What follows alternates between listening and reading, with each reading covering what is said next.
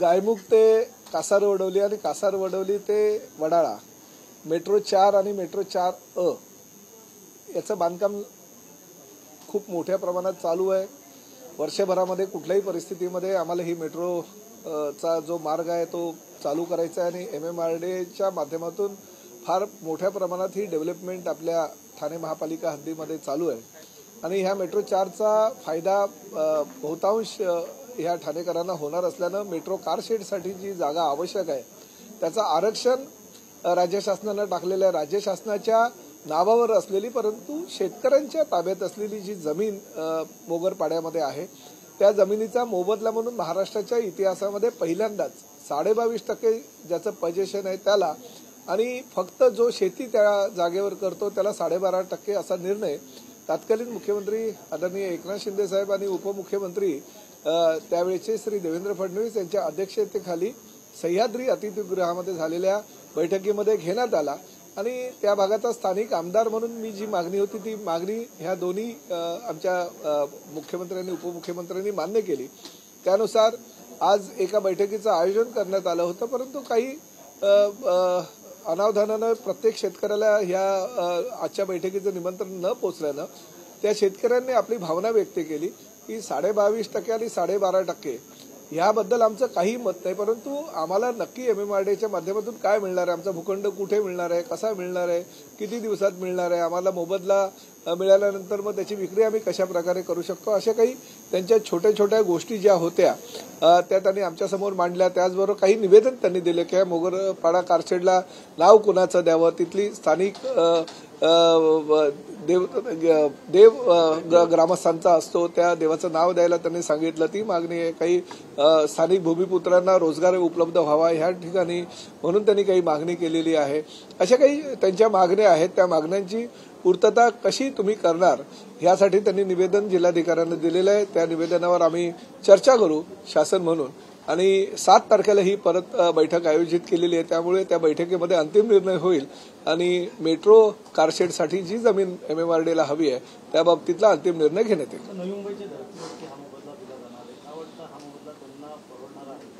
नाही, उलट हा महाराष्ट्राच्या इतिहासामध्ये पहिल्यांदाच आता ही जमीन जी आहे ती महसूल खात्याची आहे, शासनाची आहे, 7/12वर शासनाचं नाव आहे परंतु गेल्या अनेक वर्षापासून म्हणजे 60 ते 70 वर्षापासून ह्या शेतकऱ्यांच्या दुसऱ्या तिसऱ्या पिढी त्या ठिकाणी भातशेती करतायत, काही मिठाची शेती करतायत त्यामुळे ते 64 गुंठे त्यांना ती जमीन दिल्यामुळे त्या शेती व्यवसाय करून त्यांचा उदरनिर्वाह करतायत परंतु 7/12वर मात्र त्यांचं नाव नाहीये। नवी मुंबई विमानतळासाठी ज्या जमिनी घेतल्या त्या जमिनीवर पूर्णपणे शेतकऱ्यांची नावं आणि त्यांचं टायटल पण त्यांचं आणि पजेशन पण त्यांचं होतं म्हणून त्यांना ती 22.5% दिली। पण राज्याच्या इतिहासामध्ये मुख्यमंत्री एकनाथ शिंदे यांच्या नेतृत्वाखालच्या सरकारनं हा ऐतिहासिक निर्णय त्यावेळेस घेतला आणि त्यामुळे ह्या शेतकऱ्यांना एवढ्या मोठ्या प्रमाणात त्याचा मोबदला मिळतायत। परत जे काही भूखंड त्यांना देण्यात येतील त्या भूखंडाच्या चारी बाजूनी रस्ते, 18 मीटरचे रस्ते, मुख्य रस्ता, त्यांना वीज कशी मिळेल, त्यांना पाणी कसं मिळेल ह्यासाठी परत त्यांना सुविधा काही ज्या हव्या आहेत त्या सुविधा त्यांना कशा देता येईल यासाठी सुद्धा जागा निश्चित करण्याचं धोरण MMRDAने केलेलं आहे। त्यामुळे योग्य तो मोबदला राज्याच्या इतिहासात कुठल्याही शेतकऱ्यांना मिळाला नाही, तो मोबदला मोगरपाड्यातील शेतकऱ्यांना भविष्यामध्ये मिळणार आहे। नाही, ज्या अटी शर्ती आहे त्या काही एवढ्या मोठ्या अटी शर्ती नाही। मी शेवटी त्या भागाचा आमदार आणि आज सरकारमध्ये मंत्री आहे। अतिशय चांगल्या प्रकारचं काम आमचे जिल्हाधिकारी अशोक शिंगारे साहेब आम्ही MMRDAचे अधिकारी चांगल्या प्रकारचं करतायत आणि त्यामुळे अटी शर्ती ज्या आहेत त्या अटी शर्तीची पूर्तता करूनच आम्ही योग्य तो त्यांना मोबदला देऊन ती जागा ताब्यात घेऊ आणि महत्वाचं म्हणजे निर्णय हा राज्य शासनाचा 12.5% पजेशन आणि टायटल ज्यांच्याकडे आहे त्यांना 22.5% हा झालेला त्यामुळे त्यामध्ये काही वाढ होणार नाही किंवा कमी पण होणार नाही परंतु बाकीच्या ज्या त्यांच्या मागण्या आहेत शक्यतो त्या संपूर्ण मागण्यांची पूर्तता करूनच आम्ही पुढील कारवाई करू।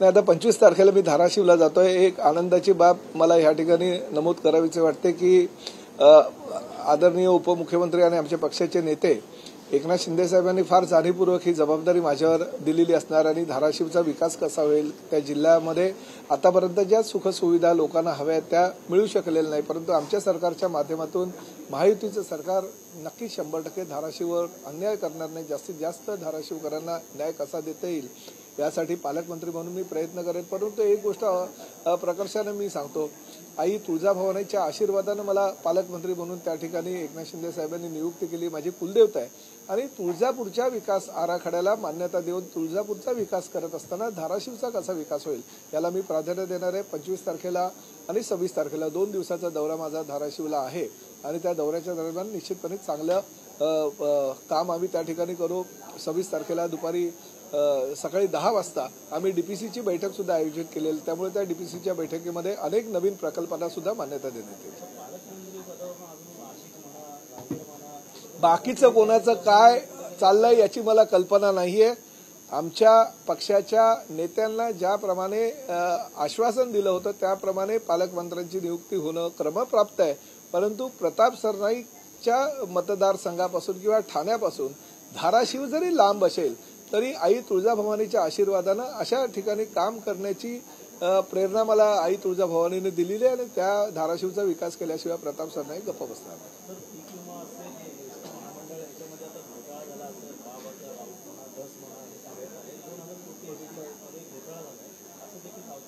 ही जुनी गोष्ट आहे आणि ह्यापूर्वीच ज्या 1310 बसेस भाडेतत्वावर घेण्यात आल्या होत्या त्या भाडेतत्वावर घेत असताना भले आता त्याला वृत्तपत्रांच्या वाहिन्यांनी 2000 कोटीचा घोटाळा वगैरे म्हणाले असतील, परंतु तसं ते नसून तो जो दर आहे तो ठेकेदाराने जास्त प्रमाणात दिल्या कारणानं म्हणजे राज्य शासनानं ठेकेदाराला दर किलोमीटरचा जो रेट आहे तो जास्त दिलाय असं त्या जो आरोप केला जातो त्याच्यामध्ये म्हटलं जाते। त्याची चौकशी नेमली होती। आमचे जे प्रधान सचिव आहेत संजय सेठी यांनी चौकशी समिती नेमून तो जो ठेका आहे तो रद्द करावा अशा सूचना केल्या होत्या।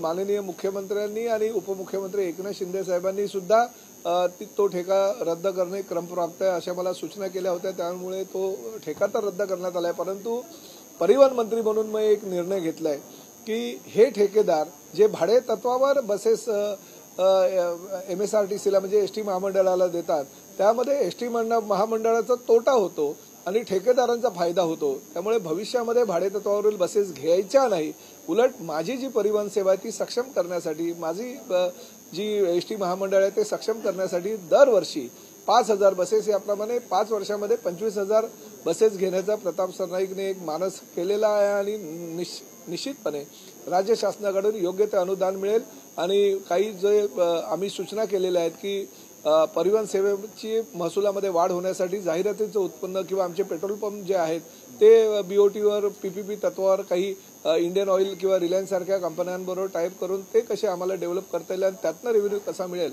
यासाठी आम्ही प्राधान्यानं लक्ष देणार आहोत आणि त्या महसुलाच्या माध्यमातून एवढ्या बसेस आम्ही भविष्यामध्ये घेणार आहोत।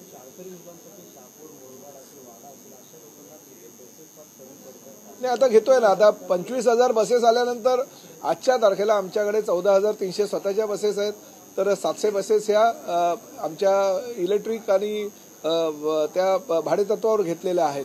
त्या जर बसेस सोडल्या तर 14300 पैकी बरेच काही बसेस दर वर्षाला आता स्क्रॅपमध्ये जाणार आहेत, त्यामुळे दर वर्षाला जर 5000 बसेस आमच्याकडे आल्या तर ह्या 14300 पैकी जवळजवळ 70% स्क्रॅपमध्ये जातील आणि एक 25 ते 27,000 बसेस आम्हाला नव्या कोऱ्या मिळतील। त्यामुळे डोंगर दऱ्यांमध्ये पसरलेल्या ह्या महाराष्ट्रामध्ये शाळकरी विद्यार्थी असू द्या, आबालवृद्ध असू द्या, आमच्या महिला भगिनी असू द्या, प्रत्येकाला ह्या एसटी महामंडळाचा कसा किंवा एसटी सेवेचा कसा फायदा होईल यासाठी आम्ही प्राधान्य देणार आहोत।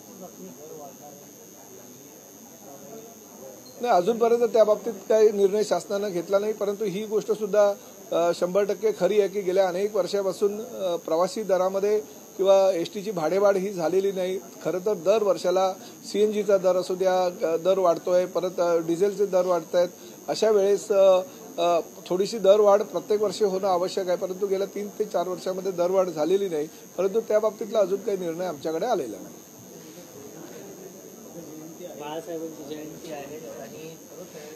स्वर्गीय शिवसेना प्रमुख हिंदू हृदय सम्राट आदरणीय बाळासाहेब ठाकरे यांच्या जयंतीच्या निमित्तानं पूर्ण राज्यभर फार मोठ्या प्रमाणात कार्यक्रम आयोजित करण्यात आलेले आहे। उपमुख्यमंत्री आणि पक्षाचे मुख्य नेते एकनाथ शिंदे साहेबांच्या नेतृत्वाखाली BKC मध्ये फार मोठा मेळावा आम्ही आयोजित केलेला आहे। सोनू निगम सारखा गायक त्या ठिकाणी आपला परफॉर्मन्स सुद्धा करणार आहे। परंतु त्याचबरोबर राज्यामध्ये प्रत्येक ठिकाणी शिवसेना प्रमुख आदरणीय बाळासाहेब ठाकरे यांची जयंती साजरी करण्याचं आवाहन आमच्या पक्षाच्या वतीनं करण्यात आलेलं आहे। त्यानुसार सर्व कार्यकर्ते कामाला लागलेले आहेत। मीरा भाईंदर असू द्या किंवा ठाणे असू द्या, ह्या दोन्ही ठिकाणी असलेल्या इंदिराबाई सरनाईक हॉस्पिटलमध्ये मोठ्या प्रमाणात महाआरोग्य शिबिराचं आयोजन करण्यात आलेलं आहे।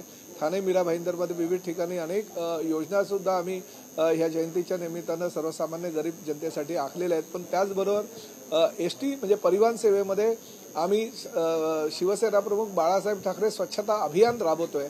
3 कोटी रुपयाचं पारितोषिक आम्ही ह्या स्वच्छता अभियानाच्या माध्यमातून आमच्या बस स्थानकाला देणार आहोत। पहिलं बक्षीस जे आहे ते 1 कोटी रुपयाचं आहे। त्यामुळे हे वर्ष जे आहे ते स्वच्छतेचं वर्ष म्हणून आम्ही साजरा करणार आहोत आणि राज्यभर ही मोहीम आम्ही मोठ्या प्रमाणात राबवणार आहोत। उदय सामंत ह्या महाराष्ट्रामध्ये प्रगती करण्यासाठी भरभरून ह्या राज्यासाठी आणण्यासाठी काही प्रयत्न करतायत। त्याच्यासाठी ते आमच्या सगळ्या उद्योजकांसमवेत आज डावोसला आहेत। परंतु काल संजय राऊतांनी आणि काही आमच्या विरोधी पक्षाच्या मित्रांना दिवसभर काही काम नाही अशा पद्धतीनं त्यांनी नवीन उदय होणार आणि आमचा अस्त होणार वगैरे अशा प्रकारे काही बातम्या छापलेल्या। त्यामुळे त्यांनी त्यांच्या अस्ताकडे बघावं। उदय सामंत असू द्या किंवा पूर्ण आमचे 60 आमदार असू द्या, एकलव्यासारखे आम्ही सगळेजण एकत्रितपणे एकनाथ शिंदे साहेबांच्या पाठीमागे ठामपणे आहोत। त्यांनी फक्त स्वतःच्या अस्ताचा विचार करावा, आमच्यामध्ये फाटाफूट पाडण्याचा कोणी प्रयत्नही करू नये। उदय सामंत एक खंबी तंबूप्रमाणे आदरणीय उपमुख्यमंत्री एकनाथ शिंदे साहेबांच्या पाठीमागे आणि बरोबर ठामपणे आहेत। त्यामुळे बाकीच्या गोष्टींचा विरोधकांनी विचार करू नये। धन्यवाद।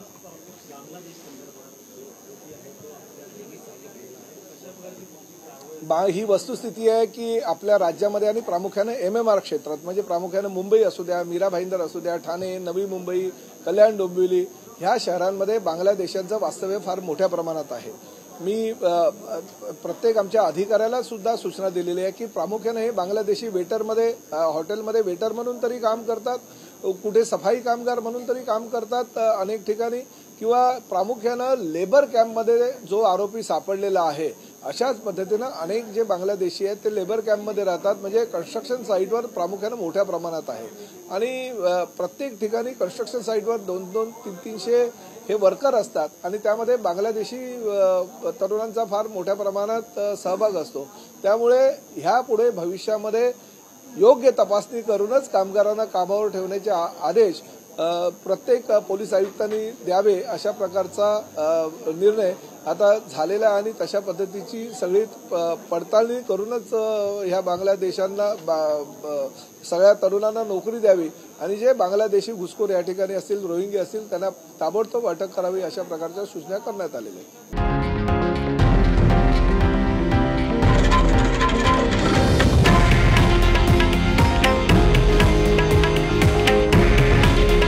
हे आहे देशातील नंबर 1 न्यूज नेटवर्क आणि आपण पाहत आहात TV9 मराठी। काळजी तुमची, हित महाराष्ट्राचं।